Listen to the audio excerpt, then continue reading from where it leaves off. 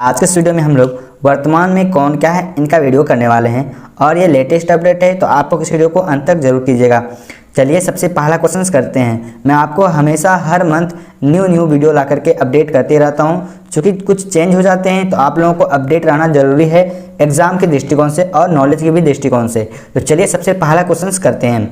सबसे पहला क्वेश्चन से आपके सामने, भारत के राष्ट्रपति कौन हैं? तो इसका राइट आंसर होगा रामनाथ कोविंद जी हैं। और ये रामनाथ कोविंद जी कितने नंबर के हैं? तो 14वें नंबर के हैं। ठीक है, इसका पोजीशन याद रखना है, ये 14वें नंबर के राष्ट्रपति जी हैं। अभी आपने सुना होगा अमेरिका के बारे में, क्या सुना होगा? तो अमेरिका में नए राष्ट्रपति बन चुके हैं। कौन बन चुके हैं? जो बाइडेन बन चुके हैं। इससे पहले कौन थे? तो डोनाल्ड ट्रंप थे। जो बाइडेन जो बने हैं वो 46वें राष्ट्रपति बने हैं। ठीक है, याद रखना है, जो बाइडेन कितने नंबर के राष्ट्रपति बने हैं? तो 46वें राष्ट्रपति बने हैं। इससे पहले जो थे डोनाल्ड ट्रंप थे। ठीक है, इतना आपको ध्यान में रखना है। तब आपके मन में ये सवाल आता होगा कि भारत के राष्ट्रपति और वहाँ के राष्ट्रपति में क्या अंतर है। देखिए, सबसे पहले मैं आपको एक बात बताना चाहता हूँ। यहाँ पे क्या होता है, अर्थात भारत में क्या होता है, हमारे जो प्रधान होते हैं, जो प्रमुख कार्य करते हैं, वो यहाँ के प्रधानमंत्री करते हैं। कौन करते हैं? भारत में जो भी प्रमुख कार्य करते हैं, जो प्रमुख शक्ति होती है, वो होता है आपका प्रधानमंत्री में। अमेरिका में क्या होता है, जो वहाँ पे प्रमुख शक्तियाँ होती है वो राष्ट्रपति में होती है। ठीक है, एक तरह से आपको ये ध्यान में रखना है, जिस प्रकार यहाँ पे प्रधानमंत्री काम करते हैं भारत में, ठीक उसी प्रकार अमेरिका में भी राष्ट्रपति ही काम करते हैं, वहाँ प्रधानमंत्री का पद नहीं होता। ठीक है, पहले आपको ये ध्यान में रखना है। दूसरी बात आपको क्या अंतर रखना है, यहाँ पे क्या होता है कि राष्ट्रपति का कार्यकाल कितने वर्षों का होता है? 5 वर्षों का होता है, लेकिन अमेरिका में राष्ट्रपति का कार्यकाल 4 वर्षों का होता है। दूसरा अंतर हो गया।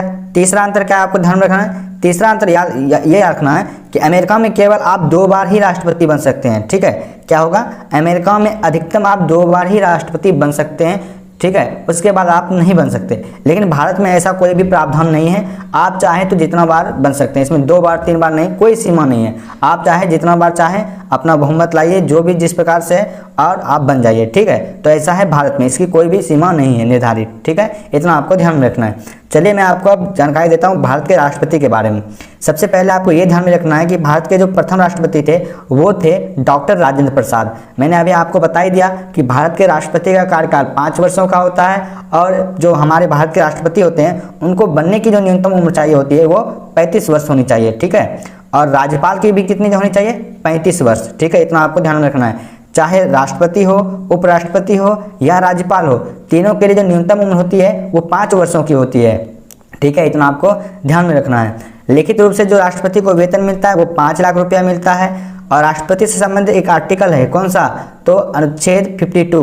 आपको ध्यान में रखना है, 52 जो है आर्टिकल राष्ट्रपति से संबंधित है। इसमें जो यह बताया गया कि भारत में एक राष्ट्रपति का पद होगा, ये किस आर्टिकल में बताया गया है? तो 52 में बताया गया है। लिखित रूप से 5 लाख रुपया इनको मिलता है।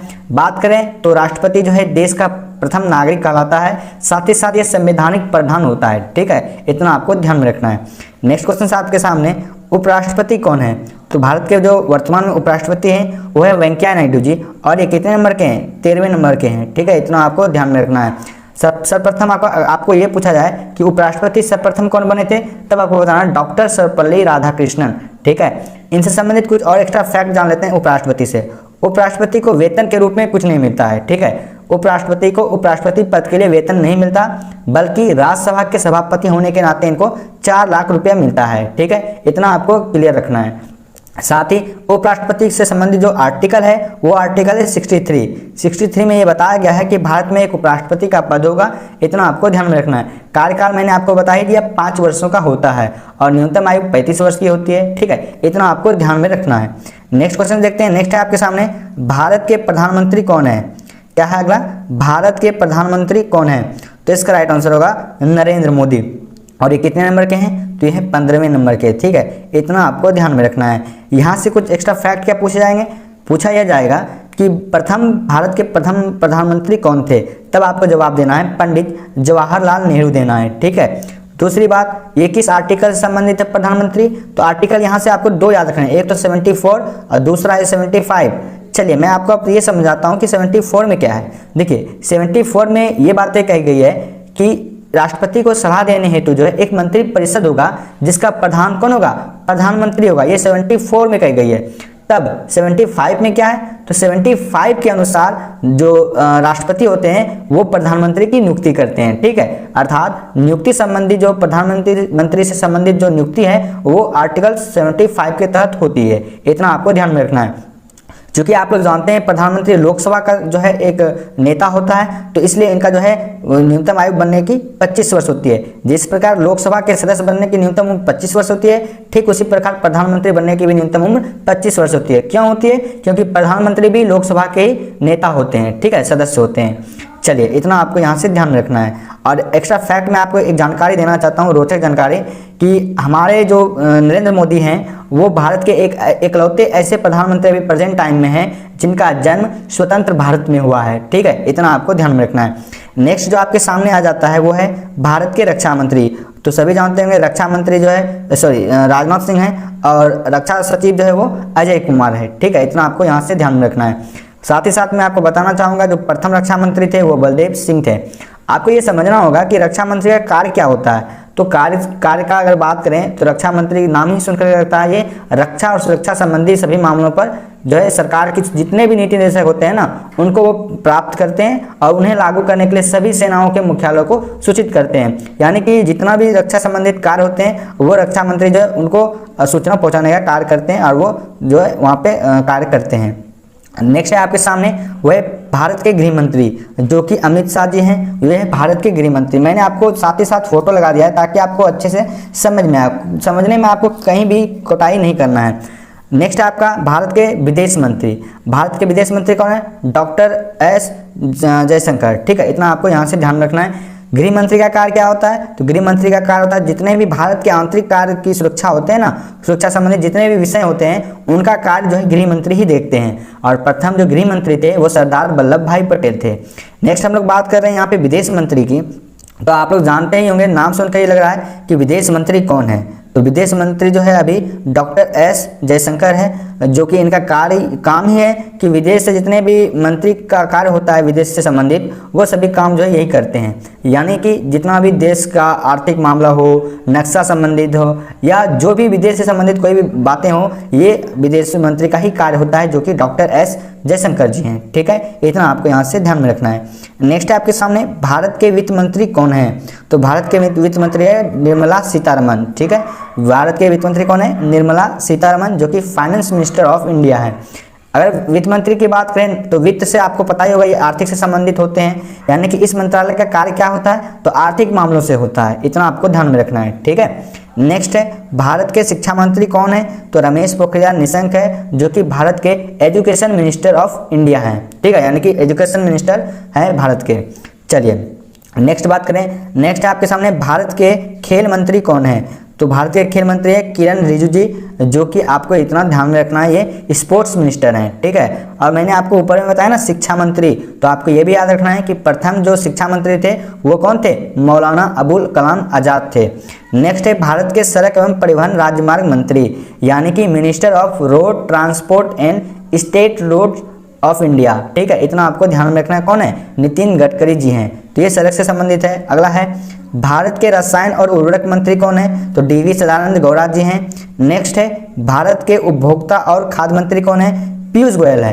ये अतिरिक्त प्रभार इनको दिया गया है, इतना आपको ध्यान रखना है। क्योंकि आप लोग जानते होंगे रामविलास पासवान की मृत्यु हो गई है, जिनके कारण अतिरिक्त प्रभार के रूप में जो है पीयूष गोयल को सौंपा गया है कौन सा? उपभोक्ता और खाद्य मंत्री का पदभार। अगला है भारत के कृषि और किसान कल्याण मंत्री कौन है? तो इसका राइट आंसर होगा नरेंद्र सिंह तोमर, भारत के कृषि एवं किसान कल्याण मंत्री हैं। साथ ही साथ ये ग्रामीण विकास, पंचायती राज, ये सभी के भी मंत्री हैं नरेंद्र सिंह तोमर। अर्थात इंग्लिश मीडियम वालों के लिए minister of agriculture and farmers welfare of India. इतना आपको ध्यान में रखना है। नेक्स्ट है भारत के जनजातीय मामलों के मंत्री कौन हैं? इसका राइट आंसर होगा अर्जुन मुंडा। इसका अगर इंग्लिश में ट्रांसलेट किया जाए तो इनको बोलेंगे minister of tribal affairs of India. ठीक है, इतना आपको यहाँ से देखते हुए चलना है। अगला है भारत के महिला एवं बाल विकास एवं कपड़ा मंत्री कौन है? तो इसका राइट आंसर होगा स्मृति ईरानी। ठीक है, देखिए इनका कार्य क्या होता है, जैसे महिला एवं बाल विकास मंत्रालय, तो इससे नाम से ही पता चलता है कि महिला एवं बच्चों के जो जितने भी विकास के लिए कार्य होते हैं उनको बढ़ावा देने का काम जो है इन्हीं का काम होता है, महिला एवं बाल विकास तथा कपड़ा मंत्री का काम है स्मृति ईरानी का। ठीक है, इतना आपको ध्यान में रखना है।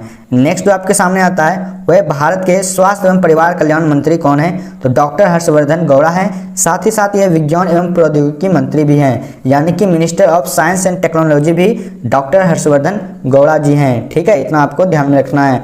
नेक्स्ट आपके सामने अगला है 17 नंबर का, भारत के सूचना एवं प्रसारण मंत्री कौन है, तो भारत के सूचना एवं प्रसारण मंत्री कौन है, प्रकाश जावड़ेकर जी हैं। साथ ही साथ ये पर्यावरण, वन और जलवायु परिवर्तन मंत्री भी हैं। अगर हम लोग इंग्लिश में इसको ट्रांसलेट करके देखें तो यह है information and broadcasting minister of India. साथ ही साथ ये minister of environment, forest and climate change है। ठीक है, इतना आपको ध्यान में रखना है। अच्छा, ये सूचना एवं प्रसारण मंत्री का कार्य क्या होता है, तो आपने देखा होगा जो प्रेस होते हैं, फिल्म होते हैं, प्रसारण होते हैं, सूचना संबंधी जितने भी नियम होते हैं ना, ये इनका जो जितना भी नियम से संबंधित जितना भी कार्य होता है वो सूचना एवं प्रसारण मंत्री का कार्य ही होता है। ठीक है, जो कि प्रकाश जावड़ेकर जी संभालते हैं। नेक्स्ट जो आपके सामने आते हैं वह भारत के रेल मंत्री। भारत के रेल मंत्री कौन है, तो पीयूष गोयल जी हैं। साथ ही साथ ये वाणिज्य एवं उद्योग मंत्री भी हैं। रेल मंत्री के साथ साथ कौन है, वाणिज्य एवं उद्योग मंत्री भी हैं। अगर देखा जाए तो प्रथम जो रेल मंत्री थे स्वतंत्र भारत के वो जॉन मथाई थे। कौन थे, जॉन मथाई स्वतंत्र भारत के प्रथम रेल मंत्री थे। अगर रेल की बात की जाए तो रेल भारत में सर्वप्रथम कब चलाई गई थी, तो 16 अप्रैल को चलाई गई थी 1853 में। किसके शासनकाल में, तो डलहौजी के शासनकाल में। कहाँ पर चलाई गई थी, तो मुंबई के बोरीबंदर से थाने तक चलाई गई थी। कितने किलोमीटर यात्रा की थी, तो 34 किलोमीटर। कितने यात्रियों ने, तो 400 यात्रियों ने। ठीक है, तो यहाँ से इतना आपको ध्यान में रखते हुए चलना है। साथ ही साथ कई बार पूछा गया है रेलवे बोर्ड के अध्यक्ष के बारे में, तो आपको ध्यान में रखना विनोद कुमार यादव है रेलवे बोर्ड के अध्यक्ष। ठीक है, इतना आपको ध्यान में रखते हुए चलना है। नेक्स्ट आपके सामने भारत के कोयला मंत्री कौन है, तो कोयला मंत्री कौन है, प्रहलाद जोशी कोयला मंत्री हैं, यानी कि कोल मिनिस्टर हैं। नेक्स्ट है आपके सामने पेट्रोलियम एवं प्राकृतिक गैस मंत्री कौन है, साथ ही साथ ये इस्पात मंत्री भी हैं, तो इसका राइट आंसर होगा धर्मेंद्र प्रधान, यानी कि minister of petroleum and natural gas. साथ ही साथ ये स्टील मिनिस्टर भी हैं। ठीक है, नेक्स्ट है आपके सामने भारत के जल शक्ति मंत्री कौन है, तो सभी को पता होगा गजेंद्र सिंह शेखावत जो है ये जल शक्ति मंत्री है, यानी कि minister of water power of India. Next है आपके सामने भारत के कानून एवं न्याय मंत्री कौन है, इसका राइट आंसर होगा रविशंकर प्रसाद, भारत के कानून एवं न्याय मंत्री हैं। साथ ही साथ ये संचार मंत्री भी हैं। ठीक है, यानी कि इंग्लिश में बोला जाए तो लॉ एंड जस्टिस मिनिस्टर। साथ ही साथ ये कम्युनिकेशन मिनिस्टर भी हैं, जो कि रविशंकर प्रसाद जी हैं। नेक्स्ट बात करें, नेक्स्ट आपके सामने राज्यसभा के बारे में, तो राज्यसभा के जो सभापति हैं वो है वेंकैया नायडू। आपको ये पता होना चाहिए फ्रेंड्स कि राज्यसभा के जो सभापति होते हैं वो होते हैं उपराष्ट्रपति जी, और भारत में जो वर्तमान में उपराष्ट्रपति हैं वो कौन है, वेंकैया नायडू जी हैं। इसलिए जो भारत के जो राज्यसभा के जो सभापति होंगे वो वेंकैया नायडू होंगे, और इन्हीं के कारण वेंकैया नायडू को 4 लाख रुपया मिलता है। ठीक है, इतना आपको ध्यान में रखना है। अगर उपसभापति की बात करें तो फिर से चुने गए हरिवंश नारायण सिंह। ठीक है, ये राज्यसभा जो थे उपसभापति थे राज्यसभा के, इनको फिर से चुना गया है हरिवंश नारायण सिंह को। ठीक है, इतना आपको ध्यान में रखना है। अगर मैं आपको यहाँ से कुछ एक्स्ट्रा फैक्ट बताना चाहूँ तो आप लोग यहाँ पे फिर से मैं बता देता हूँ कि राज्यसभा के बारे में बताता हूँ एक बार फिर से। राज्यसभा की बात कर रहे हैं तो राज्यसभा में जो कार्यकाल होता है वो 6 वर्षों का होता है। कितने वर्षों का होता है, 6 वर्षों का कार्यकाल होता है। साथ ही साथ इनकी जो बनने की न्यूनतम आयु होती है वो 30 वर्ष होती है। ठीक है, अगर कोई भी व्यक्ति राज्यसभा का सदस्य बनता है तो उनके लिए कम से कम उनको 30 वर्ष का कार्यकाल यानी कि 30 वर्ष का होना जरूरी है। साथ ही साथ इनका कार्यकाल 6 वर्षों का होता है। ठीक, अगर इससे संबंधित अनुच्छेद की बात करें तो अनुच्छेद कौन सा आ सकता है, तो अनुच्छेद इसका आएगा 64 में ये बातें कही गई है कि राज्यसभा के जो सभापति होंगे, यानी कि 64 में ये बातें कही है कि राज्यसभा के एक सभापति होंगे जो कि कौन होंगे, उपराष्ट्रपति होंगे। ठीक है, जो आर्टिकल 64 में यह बातें कही गई है। अगर हम लोग बात करें अभी प्रेजेंट टाइम में राज्यसभा में कितनी सीटें हैं, तो 245 हैं, और अधिकतम कितनी है, मैक्सिमम 250। ठीक है, इतना आपको यहाँ से ध्यान में रखना है। बात करें अब हम लोग लोकसभा के बारे में, तो लोकसभा के अध्यक्ष कौन है, तो ओम बिरला जी हैं। कौन है, ओम बिरला जी हैं लोकसभा के अध्यक्ष, और ये कितने नंबर के हैं, तो 17वें नंबर के। कितने, 17वें नंबर के हैं। ठीक है, इतना आपको ध्यान में रखना है। चलिए यहाँ से मैं आपको एक्स्ट्रा फैक्ट बताता हूँ। क्या क्या एक्स्ट्रा फैक्ट बनेगा, सबसे पहले आपसे पूछा जाएगा कि भारत में जो लोकसभा के प्रथम अध्यक्ष कौन थे, तब आपको बताना है जीवी मावलंकर। पूरा नाम है गणेश वासुदेव मावलंकर। ठीक है, इतना आपको ध्यान में रखना है। दूसरी बात, वेतन के रूप में इसको लिखित रूप से कितना मिलता है, तो 4 लाख रुपया मिलता है। ठीक है, वेतन अभी जो प्रेजेंट टाइम में जितना वेतन मिलता है लोकसभा अध्यक्ष को, तो 4 लाख रुपया मिलता है। और लोकसभा की बात करें तो आइए लोकसभा से संबंधित कुछ बातें करते हैं। हम लोगों ने ऊपर में देखा था कि राज्यसभा में लोग जो न्यूनतम आयु थी बनने की वो 30 वर्ष थी, लेकिन लोकसभा में ऐसा नहीं है, लोकसभा में 25 वर्ष। और राज्यसभा में ऊपर में क्या देखा था, इनका कार्यकाल होता था 6 वर्षों का, लेकिन लोकसभा में होता है 5 वर्षों का कार्यकाल। तो आप लोग थोड़ा सा कंपेयर कर लेना ताकि अच्छे से कन्फ्यूजन दूर हो जाए और बाद में गलती ना हो, ठीक है, इतना जरूर कोशिश करना। तो ये दोनों डिफरेंस था इतना। और आते हैं अब लोकसभा सीट के बारे में। प्रेजेंट टाइम में जो लोकसभा सीटें हैं वो कितनी है, वो है आपके सामने 545। अब बात करें 545 तो लोकसभा सीटें हो गई, अधिकतम बात करें तो 552 है, ठीक है, इतना आपको ध्यान में रखते हुए चलना है। नेक्स्ट बात करें, नेक्स्ट आपके सामने लोकसभा से और कुछ बातें मैंने यहाँ पे नोट कर दिया है। लोकसभा के महासचिव है स्नेहलता श्रीवास्तव, लोकसभा में विपक्ष का नेता अधीर रंजन चौधरी, लोकसभा में सत्ता पक्ष के नेता है नरेंद्र मोदी, ठीक है। तो ये उतना इंपॉर्टेंट नहीं है, एक तरह से जो एग्जाम में पूछे जाते हैं यहाँ से पूछे जाएंगे। अगला है सर्वोच्च न्यायालय के मुख्य न्यायाधीश कौन है, तो इसका राइट आंसर होगा जस्टिस शरद अरविंद बोबडे, यानी कि chief justice of supreme court, जो कि जस्टिस शरद अरविंद बोबडे हैं और ये 47वें नंबर के हैं। बात करें यहाँ से तो प्रथम जो सुप्रीम कोर्ट के मुख्य न्यायाधीश थे वो कौन थे, एच.जे. कानिया। इसका पूरा नाम क्या होता है, हरिलाल जे.के. सुंदास कानिया। अच्छा, इनकी स्थापना जो है कब हुई थी, तो इनकी स्थापना हुई थी 28 जनवरी 1950 में हुई थी। कब, 28 जनवरी 1950 में हुई थी। कहाँ पे है अभी, तो न्यू दिल्ली में है, ठीक है। इससे संबंधित आर्टिकल भी पूछा जाता है, आर्टिकल आपको बताना है कितना है, 124, वो 124 जो है ये सर्वोच्च न्यायालय से संबंधित आर्टिकल है, इतना आपको ध्यान में रखना है। इनको वेतन के रूप में कितना मिलता है मुख्य न्यायाधीश को, तो 2,80,000 मिलता है। कितना, 2,80,000 मिलता है सर्वोच्च न्यायालय के मुख्य न्यायाधीश को। वर्तमान में जो पदों की संख्या है वो है अभी 34, ठीक है। मुख्य यानी कि सर्वोच्च न्यायालय में जो न्यायाधीशों के पदों की संख्या है 34, जिसमें से एक तो आपका मुख्य न्यायाधीश हो गया और 33 जो है अन्य न्यायाधीश हो गए, ठीक है। इतना आपको ध्यान में रखते हुए चलना है मुख्य न्यायाधीश से, यानी कि सुप्रीम कोर्ट से। बात करें ये सेवानिवृत्त कब हो जाते हैं, यानी कि इसका छुट्टी कब हो जाता है, जब इसका एज जो है यानी कि इनका एज जो है 65 वर्ष का हो जाता है, तो इनको जो है सेवानिवृत्त मिल जाती है। अगर हाई कोर्ट की बात करें तो हाई कोर्ट में आपको 62 वर्ष में ही देखने को मिल जाती है, ठीक है, सेवानिवृत्त। इतना आपको ध्यान में रखते हुए चलना है। नेक्स्ट बात करें, नेक्स्ट आपके सामने भारत के पहले लोकपाल कौन है, यानी कि Lokpal of India, first Lokpal of India, तो जस्टिस पिनाकी चंद्र घोष हैं। इनका कार्य क्या होता है, देखिए नाम से ही पता चल रहा है, लोकपाल यानी कि लोगों का रक्षक, ठीक है। लोकपाल एक तरह से होता है लोगों का रक्षक, यानी कि मुख्य तौर पे जो है सरकारी जो अधिकारी होते हैं इनके विरुद्ध भ्रष्टाचार के आरोपों की जांच करते हैं यही लोकपाल, ठीक है। इतना आपको यहाँ से ध्यान में रखना है। ये पहले लोकपाल हैं इसलिए पूछे जाने की पूरी संभावना है, इनको क्लियर करते हुए चलना है। नेक्स्ट आपके सामने भारत के महान न्यायवादी कौन है, तो इसका राइट आंसर होगा के वेणुगोपाल और ये 15वें नंबर के हैं। महान न्यायवादी से संबंधित एक आर्टिकल बहुत ही इंपॉर्टेंट है जो कि बहुत बार पूछा गया है, तो 76 याद रखना है। तो 76 किससे संबंधित है, तो भारत के महान न्यायवादी से संबंधित है। इंग्लिश में क्या बोलते हैं इसको, अटॉर्नी जनरल ऑफ इंडिया। अच्छा, इनका कार्य क्या होता है, तो ये जो है भारत सरकार का मुख्य कानूनी सलाहकार होता है, साथ ही साथ सुप्रीम कोर्ट में सरकार का प्रमुख वकील भी होता है। कौन, महान न्यायवादी अर्थात अटॉर्नी जनरल जो है यही होते हैं, ठीक है। नेक्स्ट आपके सामने भारत के थल सेना प्रमुख कौन है, तो भारत के थल सेना प्रमुख है मनोज मुकुंद नरवणे और ये 28वें नंबर के हैं। साथ ही साथ भारत के वायुसेना प्रमुख कौन है, आर.के.एस. भदौरिया और ये 26वें नंबर के हैं। आगे हम लोग बात करें, आगे है भारत के नौसेना प्रमुख जो कि एडमिरल करमबीर सिंह हैं और ये 24वें नंबर के हैं। और ये जो CDS हैं जो कि फर्स्ट CDS हैं, भारत के पहले CDS कौन बने हैं, तो इसका राइट आंसर होगा बिपिन रावत। चलिए मैं आपको यहाँ से कॉमन बातें बताता हूँ। थल सेना, वायुसेना और जल सेना, इन तीनों का जो मुख्यालय है वो कहाँ पे है, न्यू दिल्ली में। कहाँ पे, न्यू दिल्ली में, इतना आपको ध्यान में रखना है। अच्छा, CDS का पद आखिर इनको बनाया क्यों गया, तो मैं आपको बताता हूँ। सबसे पहले CDS का फुल फॉर्म याद रखना है। CDS का फुल फॉर्म होता है चीफ ऑफ डिफेंस स्टाफ। क्या होता है, चीफ ऑफ डिफेंस स्टाफ। इनका कार्य ये होता है कि जो देश की जो तीनों सेना, कौन कौन सी सेना, थल सेना, वायु सेना और जल सेना, तो इन तीनों सेनाओं के बीच तालमेल को और अच्छे से बैठाना और इनको किस तरह से चलाना है दोनों को, यानी कि तीनों को जोड़ करके, ये सभी काम जो है CDS का हो गया है अब, ठीक है, ताकि अच्छे से तालमेल बैठ सके इन तीनों सेनाओं में और अच्छे से कार्य कर पाए, ये CDS का कार्य है। तो इस तरह से भारत के पहले CDS कौन बने हैं, बिपिन रावत जी बने हैं। नेक्स्ट है आपके सामने भारत के मुख्य सूचना आयुक्त कौन है, जो कि आपको पता होगा इधर ही चेंज हुए हैं हाल ही में, तो यशवर्धन कुमार सिन्हा जो अब नए मुख्य सूचना आयुक्त बने हैं। मुख्य सूचना आयुक्त बने हैं, इसका क्या मतलब है, देखिए मुख्य सूचना आयुक्त होता है एक तरह से केंद्र में जो सरकार होती है ना, उनके उनको वो जो सत्ता दुरुपयोग करते हैं उनको रोकने के लिए, भ्रष्टाचार को रोकने के लिए ये सभी काम जो है मुख्य सूचना आयुक्त का होता है। ठीक है, चलिए नेक्स्ट है, भारत के मुख्य चुनाव आयुक्त कौन है? सुनील अरोड़ा हैं। आप लोग जानते हैं चीफ इलेक्शन कमिश्नर जो है यही है, और चुनाव से जितने भी प्रक्रिया होते हैं इन्हीं का काम होता है।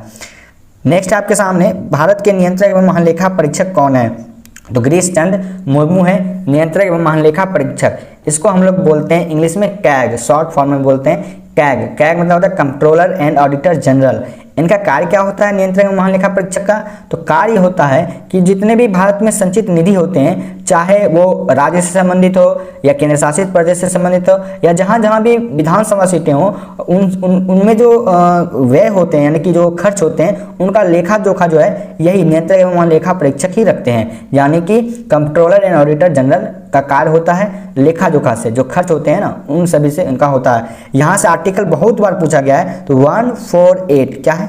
148 148 जो है अनुच्छेद है नियंत्रक एवं महालेखा संबंधित, जो कि जिसकी नियुक्ति राष्ट्रपति जी करते हैं। ठीक है, इतना आपको ध्यान में रखना है।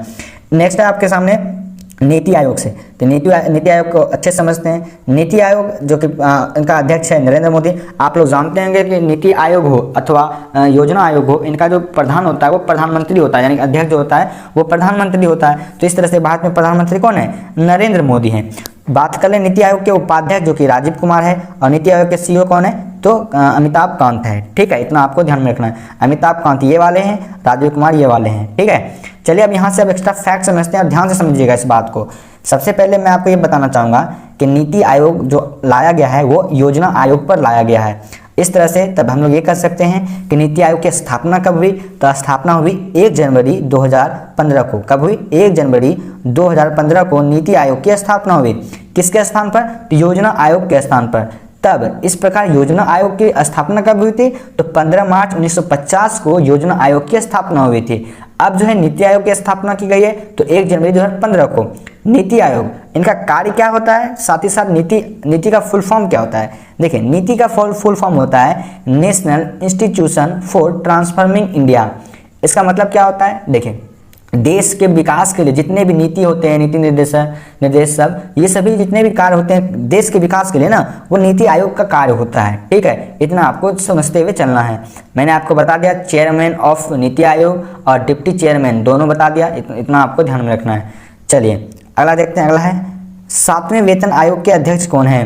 तो अशोक कुमार माथुर ये 7वें वेतन आयोग के अध्यक्ष हैं। 7वें वेतन आयोग आप लोग जान रहे हैं वेतन आयोग है, यानी कि पे कमीशन है, तो इतना आपको ध्यान रखना है, वेतन से संबंधित है। अगला है 15वें वित्त आयोग के अध्यक्ष कौन है? तो NK सिंह है। अब ये 15वें वित्त आयोग यानी कि chairman of 15th finance commission, इसका क्या मतलब हुआ? ये चेयरमैन जो है वित्त आयोग के, जो वित्त आयोग का मतलब क्या होता है? देखिए, जितने भारत के जो राष्ट्रपति होते हैं ना, ये भारत के राष्ट्रपति को अगर शिकायत करना होता है कि संघ एवं राज्य के बीच जो है कर की शुद्धि को प्राप्ति को कैसे वितरित किया जाए, या मतलब कि शिकायत नहीं, एक तरह से बोल सकते हैं सिफारिश। ठीक है, भारत के जो राष्ट्रपति होते हैं उनको ये सिफारिश करना होता है कि राज्य और संघ में जो है ना किस तरह से करों का बंटवारा किया जाना चाहिए, कैसे शुद्ध प्राप्ति होनी चाहिए। इस तरह से जो कार्य होते हैं वो वित्त आयोग के अध्यक्ष का कार्य होता है। ठीक है, इतना आपको ध्यान में रखना है। नेक्स्ट हम लोग बात करें लोक लेखा समिति के अध्यक्ष यानी अधीर रंजन चौधरी के बारे में।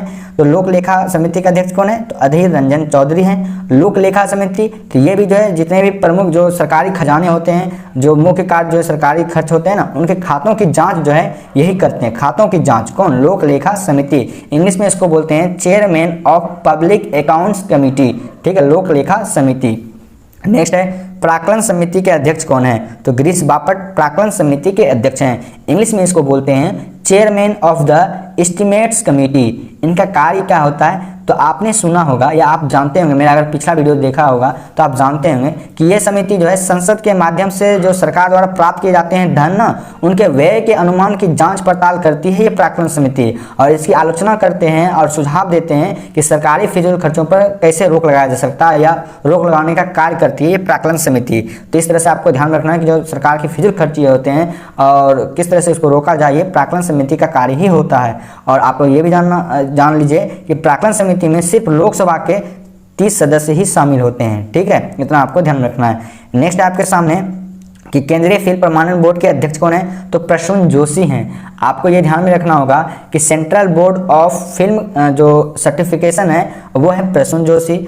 अच्छा, इनका काम क्या होता है, तो काम यह होता है कि जितने भी भारत में फिल्म होते हैं या टीवी धारावाहिक होते हैं, टीवी में जो ऐड आते हैं यानी कि टीवी विज्ञापन आते हैं, ये सभी की जो समीक्षा और संबंधित जो कार्य होते हैं ना, वो केंद्रीय फिल्म प्रमाणन बोर्ड के अध्यक्ष का काम होता है, जो कि प्रसून जोशी करते हैं।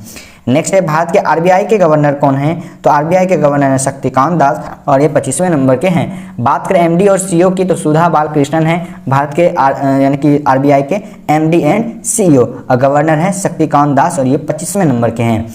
और हम लोग बात कर रहे हैं यहाँ पे आरबीआई की, तो आरबीआई जो है आपको ध्यान रखना है कि आरबीआई का फुल फॉर्म होता है रिजर्व बैंक ऑफ इंडिया। क्या होता है, रिजर्व बैंक ऑफ इंडिया। बात करें इसकी स्थापना की, तो इसकी स्थापना हुई थी 1 अप्रैल, कब हुई थी, 1 अप्रैल 1935 को। ध्यान में रखिएगा, बहुत बार पूछा गया है। 1 अप्रैल 1935 को इसकी स्थापना हुई थी। आरबीआई की कहाँ हुई थी, तो कोलकाता में हुई थी, उस टाइम कोलकाता में हुई थी, लेकिन वर्तमान टाइम में आरबीआई का मुख्यालय है मुंबई में।